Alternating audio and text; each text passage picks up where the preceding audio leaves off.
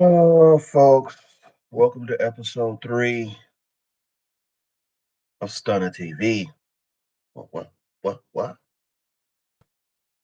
Man, what can I say? Illinois, 31. The boys from Lincoln, 24.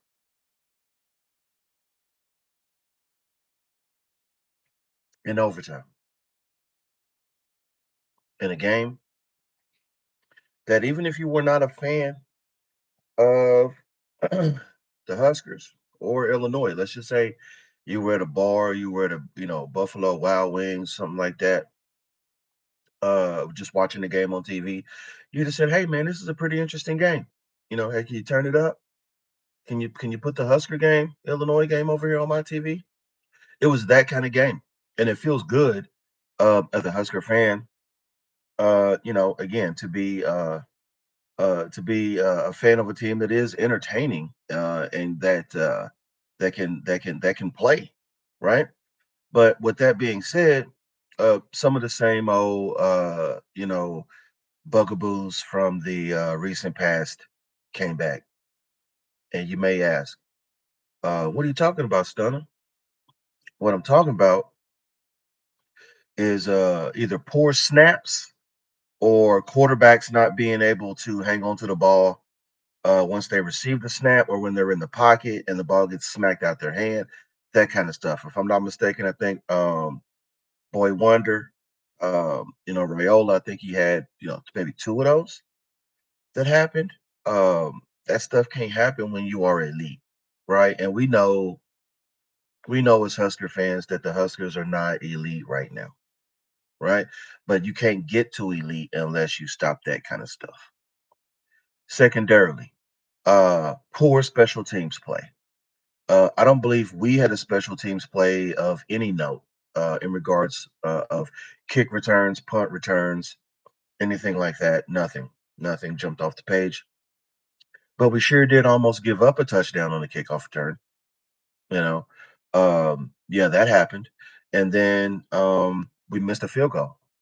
Now, and we had a backup kicker in the game. Um, you know, but it was a 40-yard field goal, and I just think that and I don't want to run down on that kid. I mean, he's a young man. He got a long life ahead of him. There's no need to run down on him or blame everything on him. Whatever. But with that being said, I mean, you are at a Division 1 Power 4 school. You got to make a 40-yard field goal, son. You know, really need you to go work on that because it seems like that's going to be a problem all year between either the starter who was injured but he hasn't really wowed us, this year so far with field goal kicking. Both of them, the first and the second um, field goal kickers, they both need a lot of work. They need a lot of work, or we need to go ahead and get somebody in the portal, right? Like get them over here, like right now. I mean, what was that, the fourth game? So there might be some people who just jumped in the portal. Let's look and see if we can't grab a kicker out the portal or something, man, because it's looking bad. It's looking and when you're in the Big Ten where it's like 3-4 yards in a cloud of dust type kind of play a lot, there's going to be a lot of field goals, a lot of field goal attempts, and if we can't confidently make field goals at the end of games or to break ties and stuff like that, we're going to be in trouble because again, the Nebraska Cornhuskers have had a really serious issue with winning close games.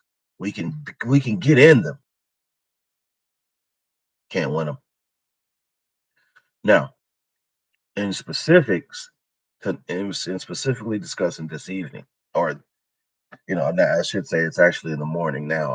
I couldn't even go live directly after the game because I had to decompress and get my thoughts and everything under control. But I should say last night when the game was live and I was sitting there watching it, it had the feeling that we were still in control all the way up until um, Raiola missed the throw to the fourth string tight end.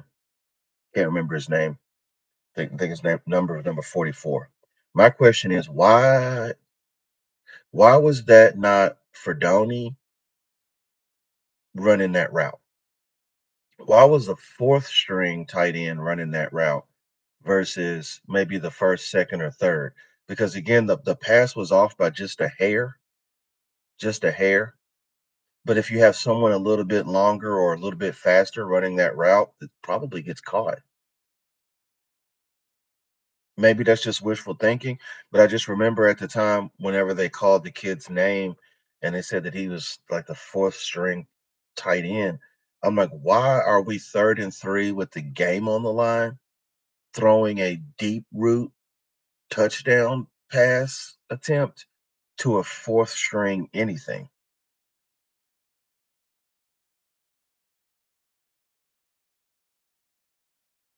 It just didn't make sense. And then the 4th and 3 decision to kick the field goal. Huh. I just like Rayola's odds of getting that first down more than I like the odds of a second string kicker making a 40-yard kick. I don't mm, that decision there kind of boggles my mind. And then lastly, I don't know what happened in the overtime. I mean, it really felt like the Husker fans inside the stadium and the Huskers all just were so hurt that we didn't win the game in regulation after having essentially been up for the majority of the game, and we just slept walk right into the overtime and just got smacked. Like Illinois, it took Illinois 2 plays in the overtime to score a touchdown. And the Husker defense, the black shirts, they look totally discombobulated in this they didn't know what the defensive calls were or what their responsibilities were. Illinois had a bit of an up tempo, kind of flow going on, but it still didn't make any sense just how confused the Husker defense looked. It just didn't make any sense. And then having seen so many Husker games over the years, like I have, I just knew after seeing what the black shirts had just did that the offense was going to crap the bed too. Like I just knew it. I knew when Illinois scored the touchdown. I turned to the buddy that I was watching the game with and said, "That's game. That's game." Because again, it was silent. You could hear a cricket fart inside of Memorial Stadium after Illinois made that touchdown. Any Husker fan that will be honest with you will tell you that they knew that it was game.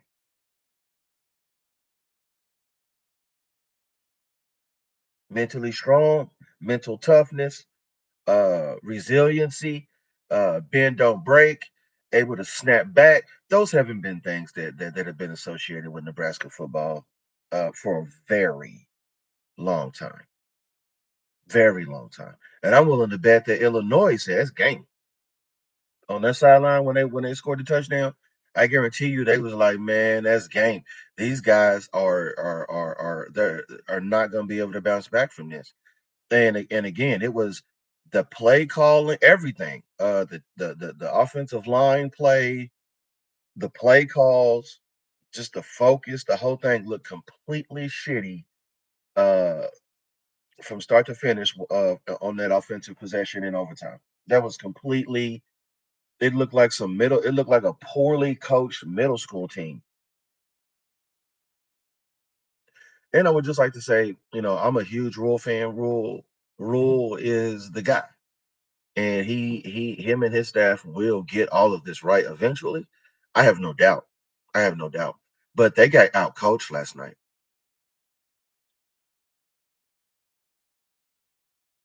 and it's okay to say it. It's okay.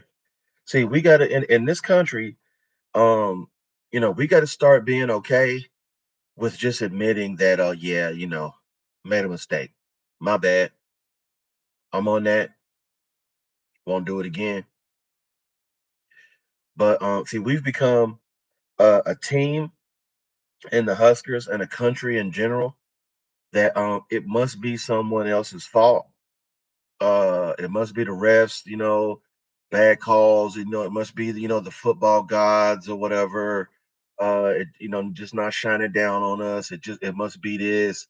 It must be that. No, we just got out coached, bro. We got out coached.